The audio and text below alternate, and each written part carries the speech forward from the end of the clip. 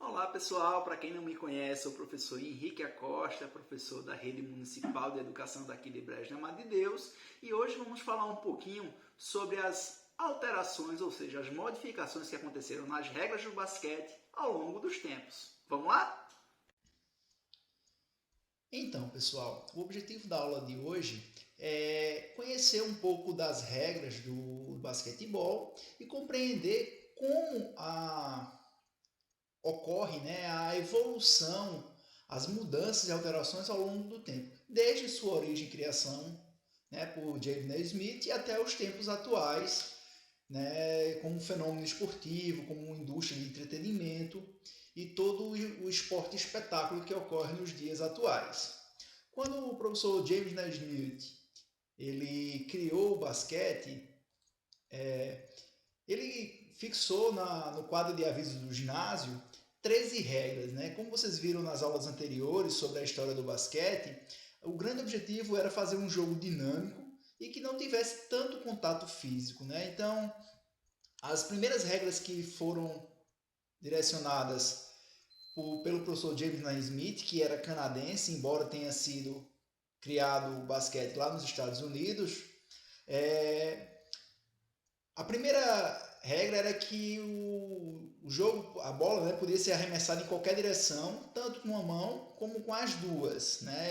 Ela poderia ser batida, ela poderia ser com uma mão, com as duas, ela só não podia ser tapeada com um pulso fechado, ou seja, com a mão fechada, em forma de soco. O jogador não podia correr com a bola, ele podia passar a bola ou sair tapeando a bola pelo espaço. A bola teria que ser segurada sempre com as mãos, ou seja, você não podia abraçar a bola usando os braços e o corpo, apenas as palmas das mãos. Não era permitido nenhum tipo de força utilizando os ombros, ou seja, empurrão, pontapé, nada que pudesse machucar os adversários.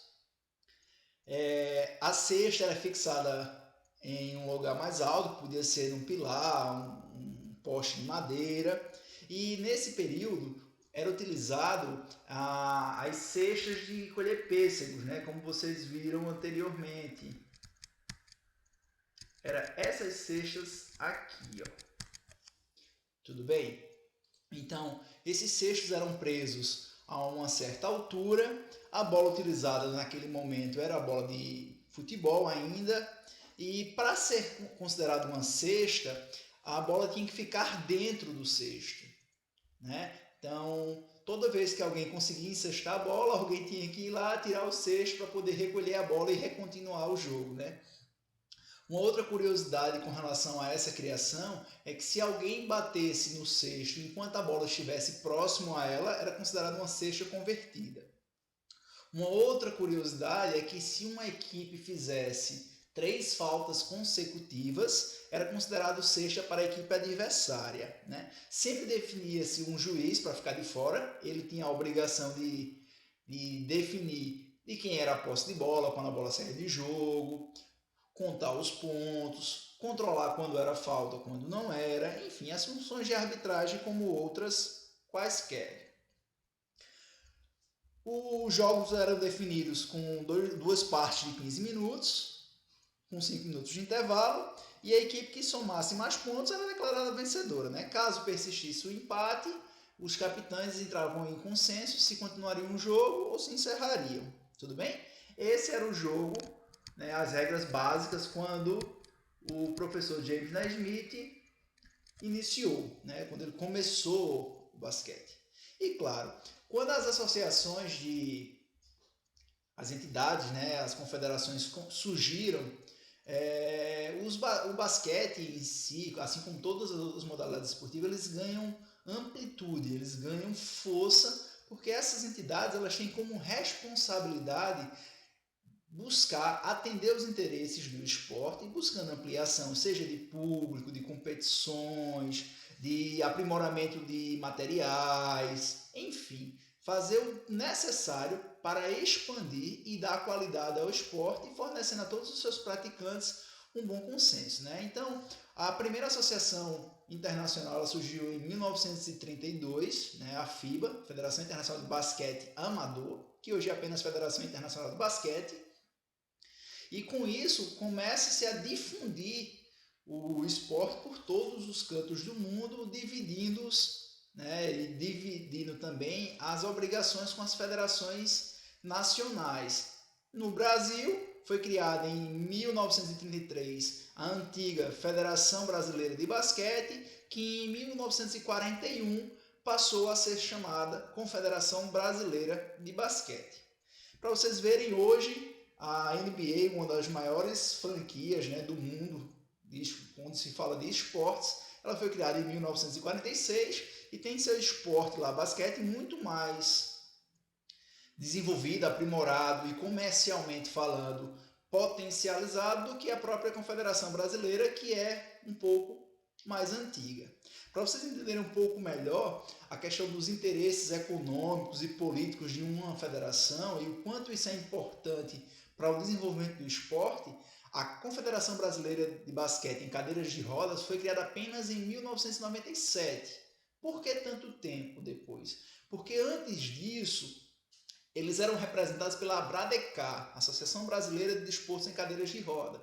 E aí, como era uma entidade muito grande que precisava lutar por muitos esportes, o basquete de cadeira de roda ficava um pouco a desejar. Então, os praticantes, a própria federação, achou que era mais conveniente, mais importante e mais produtivo para o seu desenvolvimento criar uma associação à parte, né? Ganhar autonomia para buscar os seus objetivos. E foi isso que todas as federações dos esportes procuraram fazer, né? Defender os interesses do esporte, buscando sempre expansão, seja de competição, de público, de praticantes, enfim. Buscar o aprimoramento, seja de regras, de equipamentos, mas sempre buscando qualificar os esportes. Tudo bem? Falando de regras básicas, né? Atualmente o basquete ele é jogado em 4 quartos, né? 4 tempos de 10 minutos, podendo ter prorrogação de mais 5, caso esteja empate, né? Ou seja, nos jogos de basquete não terminam empate, tá certo? Cada equipe é composta por 5 atletas titulares, mais 7 reservas. As cestas convertidas elas podem ser de 3 pontos quando lançadas de fora da zona, de 2 pontos quando de dentro, ou 1 ponto quando é convertida a partir de um lance livre. E o que é um lance livre, né? O lance livre ele é marcado, é uma infração, quando algum atleta que está em condições de fazer uma cesta, ou seja, está num ato de arremesso, e ele recebe uma falta, ou seja, algum outro jogador da equipe adversária bateu nele, bateu no braço, empurrou, puxou ou cometeu alguma infração que as regras, né, ao total controle do jogo, fazendo com que esse atleta perdesse o controle do arremesso. Então, nessas situações, é marcado um tiro livre, né, um lance livre.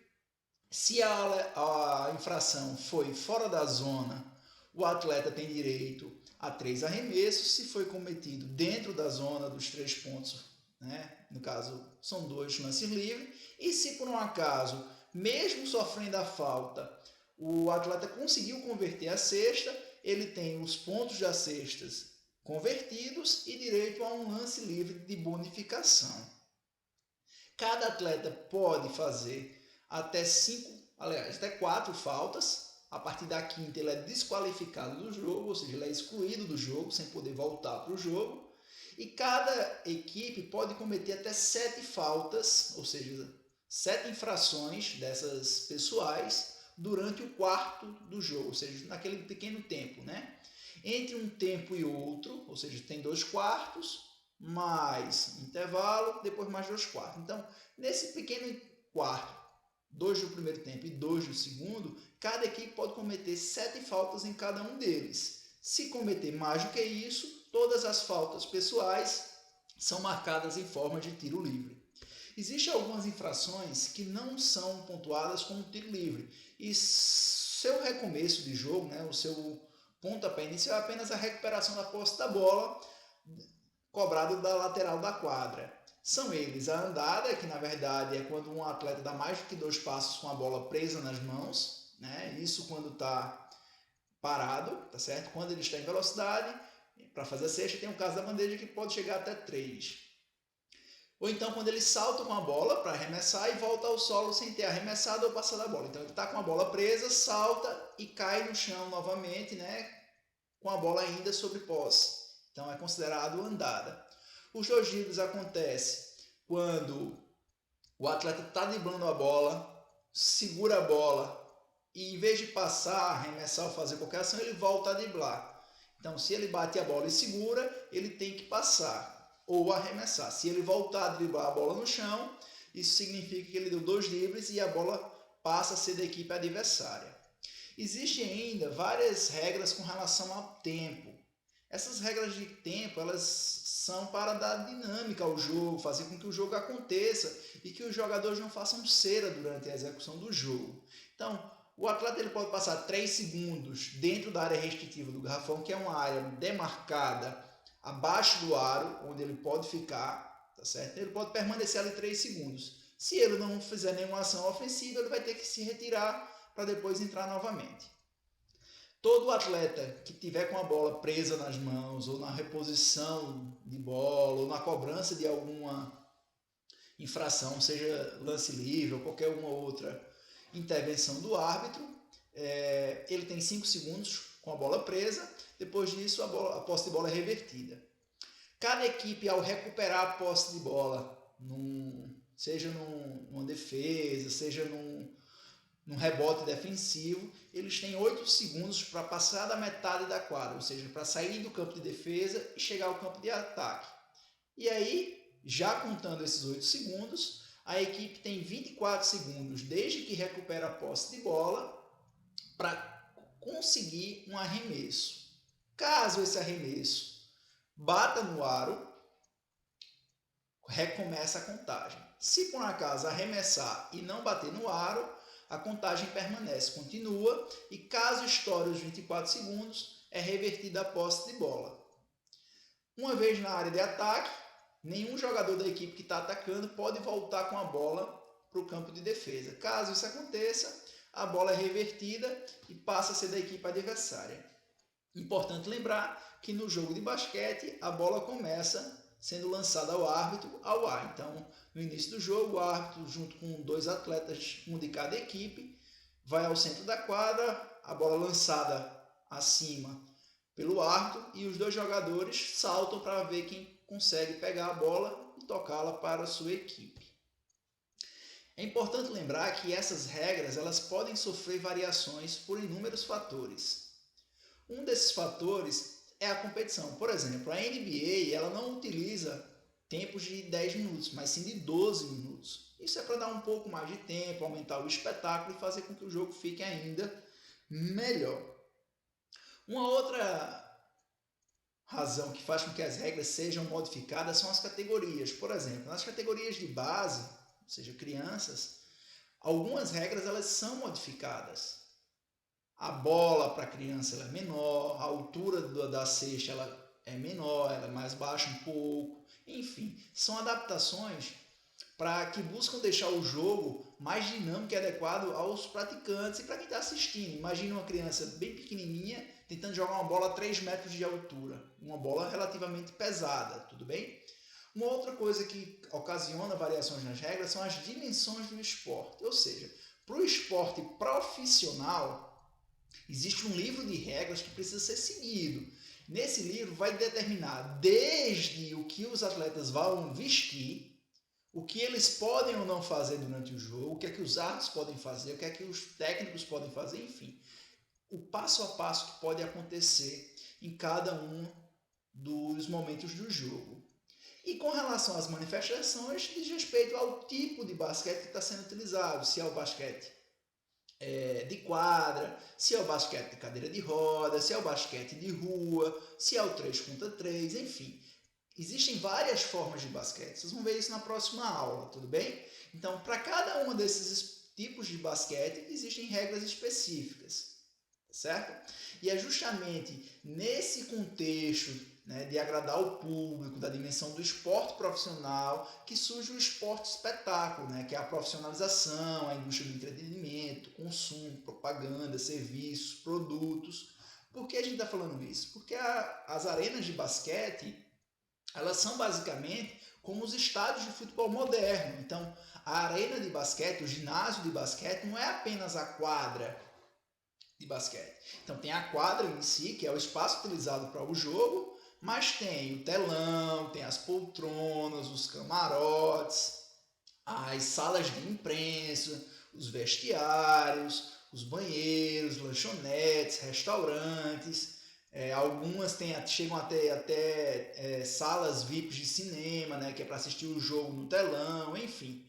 Isso vai variar de acordo com cada ginásio, com cada equipe, né? Os Estados Unidos é o país que mais tem estrutura com relação às arenas e ginásios de basquete. Dentro da quadra do basquete, né, na área de jogo, nós temos, geralmente ela é construída, né, numa área de 28 por 14, e dentro dela ela utiliza linhas de 5 centímetros de largura que delimitam várias ações do jogo. A linha central, a linha de 3 pontos, que é onde o atleta passa a contar uma cesta somando 3 pontos. Nessa área aqui só vale 2. Aqui nós temos o garrafão, aqui a área do tiro livre, tudo bem? A área de demarcação do tempo dos 3 segundos que o atleta pode ficar, que eu falei anteriormente. Aqui o aro, aqui a tabela, enfim. Existe uma série de marcações que os atletas precisam respeitar, e cada uma dessas linhas que estão no chão significam algo. Por exemplo, essas linhas que estão aqui, essas pequenininhas, é justamente o espaço que os atletas que não estão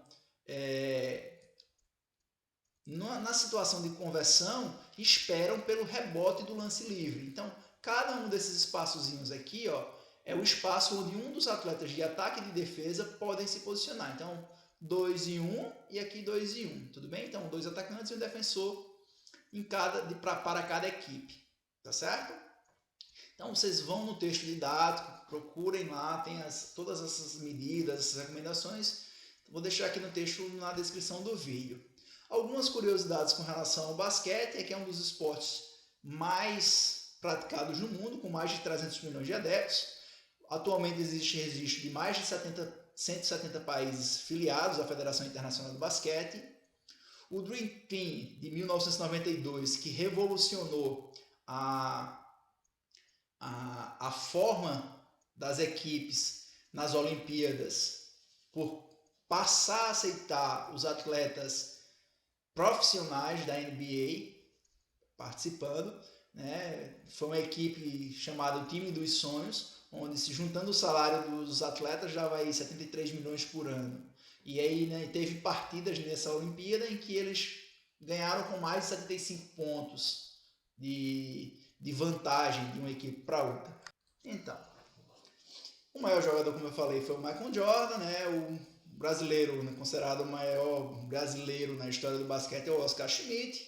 E o Brasil foi o primeiro país na América Latina a praticar o basquete. Lembrando que essa prática, né, ela foi difundida de muitos esportes pelo mundo inteiro através dessa Associação Cristã de Moços. E lembrando que aqui na descrição do vídeo tem um texto de apoio, um roteiro de estudo e uma pesquisa para fazer. Vocês acham esse texto de apoio, essa rotura aqui, você abre a aula aqui no YouTube, mas aqui embaixo um pouquinho você vem aqui em mostrar mais, e aqui só é clicar nesse link que vai dar acesso ao texto didático, tudo bem? Vamos para a atividade de fazer em casa? Então você vai fazer essa atividade aí na sua casa, lembra sempre de falar com o adulto para não deixar nada por perto que possa quebrar. Lembra de tirar foto e mandar para o seu professor, tudo bem? Vamos lá!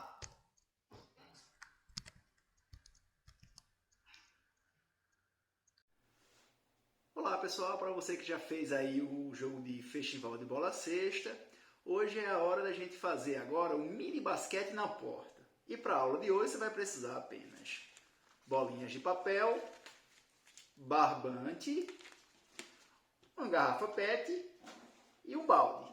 Tudo bem? Vamos lá?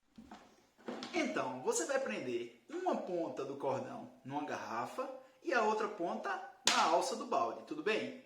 Essa parte aqui fica por dentro da porta e aqui do outro lado da porta, onde você vai jogar, fica o balde preso, tudo bem? Fica mais ou menos assim, ó. Olha só como é que vai ficar o jogo. E aí o jogo é o seguinte, você vai precisar lançar as bolinhas dentro do balde. Só que o seu adversário vai tentar evitar. Só que como a gente viu as regras do basquete, a primeira regra é o seguinte, você não pode levantar da cadeira. A segunda é que o defensor não pode tocar em quem está arremessando. E a terceira é que quem está arremessando, ao pegar a bolinha, só tem 5 segundos para poder arremessar. Ele pode fintar, ele pode arremessar, ele pode fazer o que quiser, mas dentro dos 5 segundos que a bolinha está presa na sua mão. Tudo bem? As outras bolinhas ficam sempre no colo dele. E aí, após lançar a primeira, ele pode pegar a segunda quando quiser. Lembrando que quando pegar a bolinha do colo, ele só vai ter 5 segundos para poder arremessar. Vê só como é que funciona.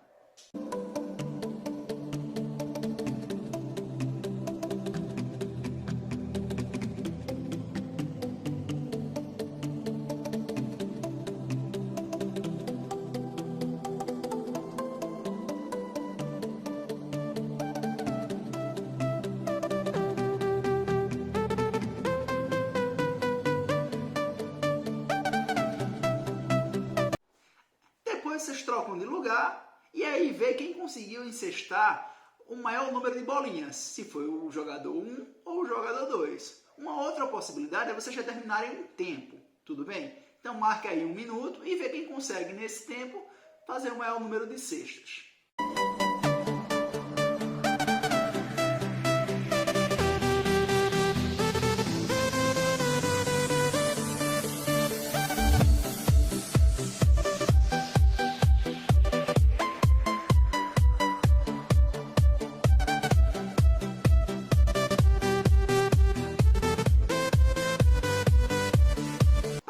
Segunda atividade, no caso a variação, nós vamos fazer um mini joguinho de basquete sentado, tudo bem? Então nós vamos criar a situação 2 para 1. Então vão ter 2 pessoas atacando e apenas uma defendendo.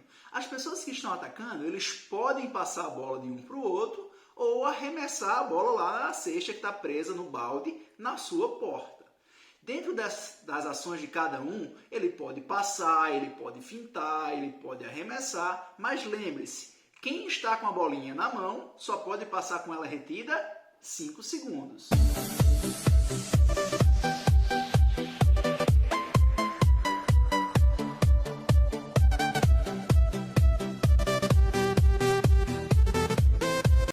As regras elas são muito importantes para delimitar o jogo, para dar forma ao jogo. E aí você deve ter percebido que com 2 mãos defendendo fica muito fácil de defender. Então vamos tentar agora o defensor usar apenas uma mão para defender. Vê só como é que funciona.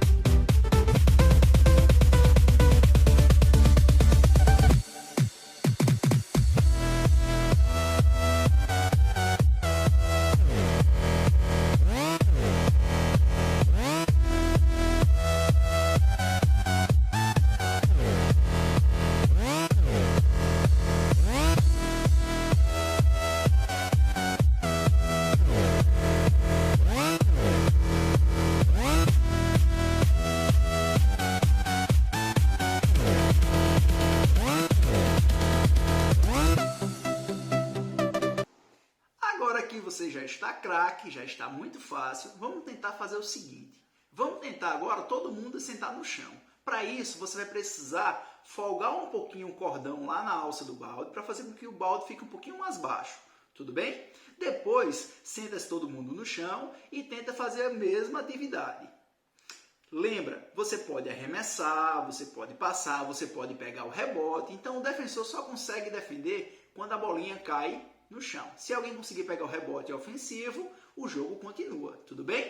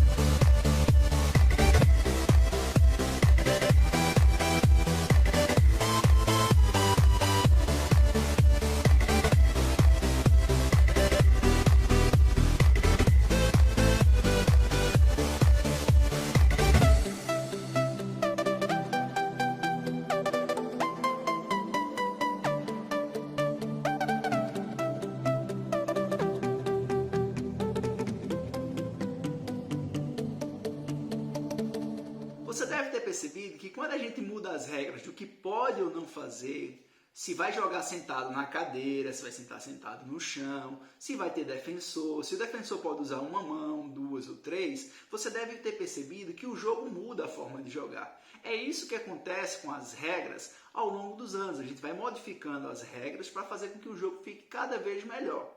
Ok? Agora não esquece, aqui na descrição do vídeo tem o texto de apoio, o roteiro de estudo, a pesquisa que você tem que fazer para a próxima aula. Tudo bem?